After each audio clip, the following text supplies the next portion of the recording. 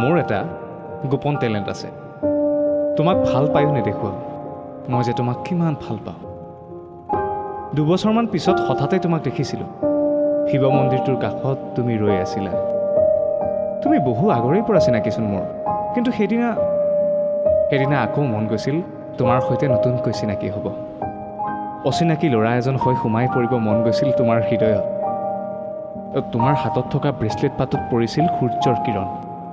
ব্ৰেচলেটত চিকমিকাই থকা পোহৰৰ প্ৰতিফলন পৰিছিল মোৰ চকুত আৰু তুমিও মোক হঠাতে দেখি কৈছিলা আৰে তুমি ইয়াত কিবা কামত আহিছা নেকি তাৰপিছতো কিন্তু মোৰ মনৰ ভালপোৱাৰ তোমাক জানিব দিয়া নাছিলোঁ কিয় জানা কাৰণ মোৰ এটা গোপন টেলেণ্ট আছে তোমাক ভাল পায়ো নেদেখুৱাও মই যে তোমাক কিমান ভাল পাওঁ